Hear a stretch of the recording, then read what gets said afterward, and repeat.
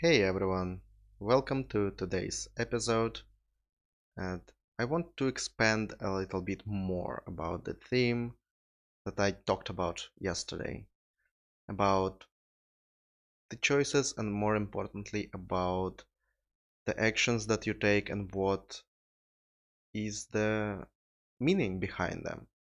Because you see, every action that you take, and I would even say some of the thoughts that you choose to believe and choose to act upon can be considered actions as well. So all of these actions, they serve some purpose for you. And it may be you may not fully understand why. You may not fully understand what was the decision behind that. Why did you choose something that was hurtful to you in the long run or even immediately? If what was the reason behind it? Like, did you want to hurt yourself? Did you want to do something that was not really useful for you, right? Like uh, these urges that we have, like for example in diets where you just want to eat something and you cannot resist, and something like that can happen all your life. And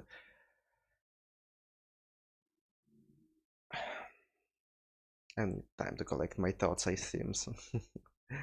So something like that can happen, and it hurts you almost immediately and it hurts you in the long run, and it's hard to understand why.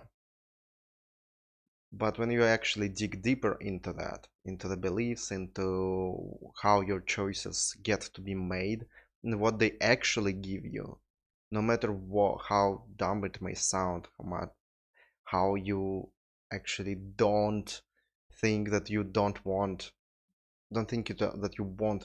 these things that you are taking actions for.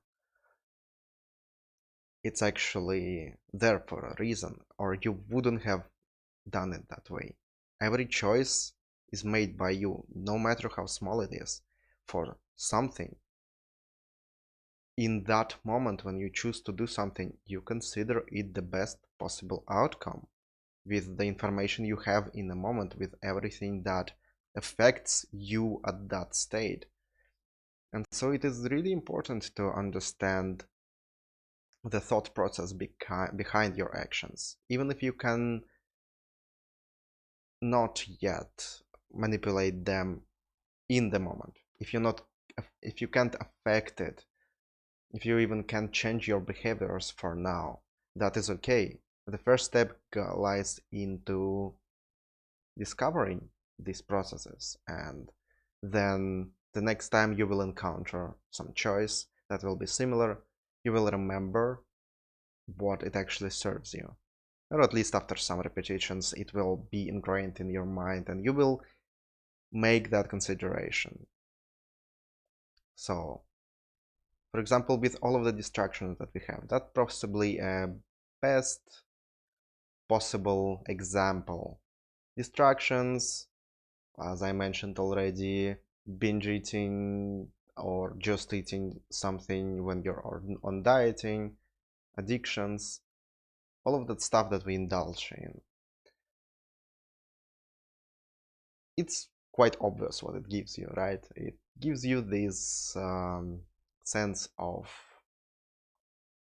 while you're doing that, while you're indulging in all of these things, you feel better. That is the most obvious cause of it, right? But if you go further, if you ask yourself what are you actually was feeling bad about, what did you thought you would miss, when you actually start dismantling that initial thought, when you go deeper and deeper, you may find that distractions were serving because, like for example, I watched YouTube, so I procrastinated my work time because I thought that I cannot handle the task that I am having right now, for example, or that I will need to spend so much time and I don't know how to approach it. I mean, I will need to focus on it for hours and I just don't want to make that commitment yet. Maybe I'm afraid that if I will start and will need to focus and I will be able to, and there is the fear that I will fail. Something like that. There may be a lot of different fears, and when you actually discover them, it's easier to handle. So with every one of them lies some solution there. If you're concerned about how much time it's gonna take, split it into smaller intervals and focus only on them and take breaks. If you're afraid you're gonna fail when you actually will make it happen and you need to promote it somewhere or release something, like, right, make the public judge what you public or your coworkers judge what you actually made. uh, you can think about what's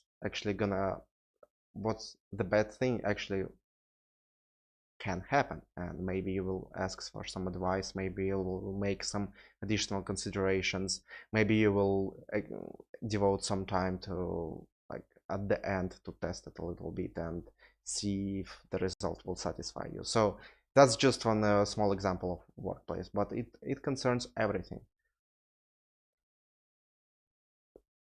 like distractions from productive actions that you can take for yourself, for self-improvement. It possibly distracts you from, it makes you, so you imagine, for example, that's I'm handling right now. I'm gonna go out into some bars and meetups, meet a lot of people that I don't know or know already, but I still need to talk to them in some way, and it will be really awkward for me. It will cause a lot of anxiety. I don't know what to do. I will be seeing myself as dumb and absolutely inexperienced person, and I will hurt and I will go back and it will be an awful experience.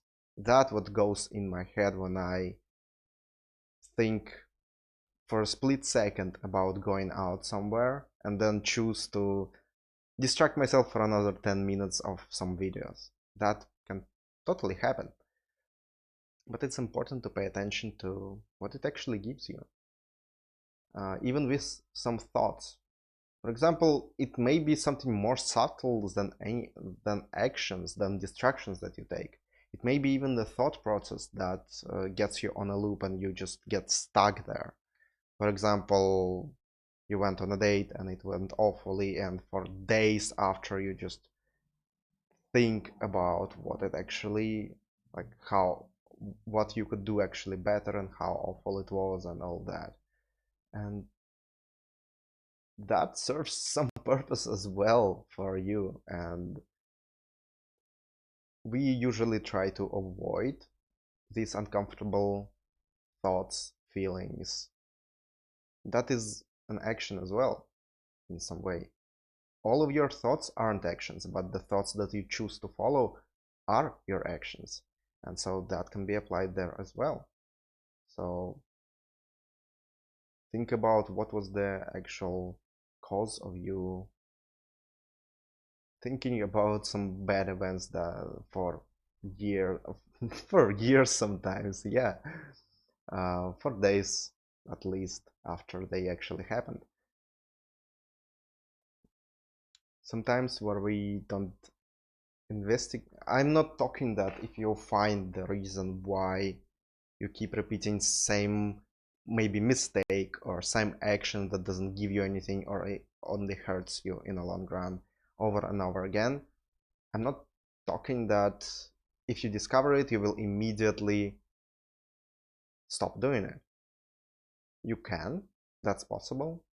You will understand that, oh, it doesn't add actually to my life, I did it for another purpose. Or it will just be another thing to consider every time you make the decision to distract yourself, to uh, be uh, to be focused on some thought for a long amount of time. It is things that you can control and can steer towards what you want. Also, there is another possible use for it when you actually find what some addiction, some distraction, some of any action gives you actually, and you want to replace it. When you actually figure out what it gives you, you can find something else, some better alternative that will give you almost the same feeling or result, something like that, and you can focus on that instead. And so that's how you can detach yourself from some of the addictions. I'm not saying it's easy, but it's an additional technique that can be used from addictions, from addiction to distractions, and so on. So it's really important to remember. It all ties down to that philosophy that I adopted for myself. I forget it sometimes, but it's still with me. That no matter what happens, no matter what you choose to do, no matter what is going on in this exact moment, when you look back at it, it was the best action that you could ever take because you thought that was the best decision. Every word that I'm saying right now, I think that in the moment it is the best matching word ever. Every thought, every action I have in the moment, it serves something. And I consciously or subconsciously choosing to go with it. It doesn't happen randomly. It happens for a reason. And the more awareness you will have in the life, the more awareness you will have with the choices and everything that you encounter. Even if you cannot affect it for now, if you just can't be aware of it, that is the good enough step. That is the required step. That is the first thing you do to actually figure out how your mind works, how you make your choices. Are you dependent on someone else, maybe someone else's opinion, some specific person that you want to impress, or just general population? Think for me as well. And you can either decide that this result that you want to get not really important. Maybe it's better to focus if that is the impression of some specific person. Is it really important for you? Or maybe you better focus on yourself with the same result as well. Yeah, easier said than done, but better than nothing. And while practicing all of this stuff, while practicing being aware, eventually you will start not only retroactively thinking why you made some of the choices, some of the actions. With practice, it will become easier. You will know your mental pathways, how you work. And that's where it will become. You can do that faster and faster. The result will come much quicker. And eventually you can get to the point that with every action you're taking, you will be understanding why. A couple of seconds from it. Maybe you will get with practice in some areas at least that you practice a lot to the point where you could actually see the action before you taking it, even if that was like subconsciously created. If you haven't been aware of it before you even do something, you can notice it. That may happen if you will become so accustomed to being aware of what's happening in and out of your mind. So that is really important practice to use. And As with everything, with practice it becomes better. So that is a good start. I want you to at least keep that in mind, that think about it for some time. If the phrase every action that you take serves some purpose doesn't make much sense, think about it. Try to trace back your recent actions, even smaller ones, even like you moving some limbs or you going somewhere on reflex, for example. The best the most popular reflex that was uh, doesn't matter, like you going to the fridge and grabbing something from top shelf, or you going and checking out your phone. All of these things that we learned to do over the years automatically, try to trace back what was the initial root cause of why you actually did that, and do you actually need it, or you can adjust. It may be the case that you actually need some of these behaviors that you developed, but it's good to be aware of them and make the conscious choice if you want to keep doing some things, if they actually help your life, if the result you're trying to get. I'm only okay. If the result you're trying to get is what you actually want to achieve. So keep that in mind.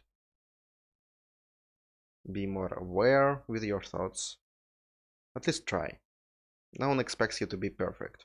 It comes with practice. But keep that thought in mind. Return to it sometimes. You can even write it somewhere, just as a reminder that, okay, let's trace back my recent thoughts. Or while being somewhere and feeling a lot of anxiety, and maybe you start behaving somehow irrationally and you think, why am I doing all of these things? Think back a little bit and see what it actually gives you. And I found it as a really powerful technique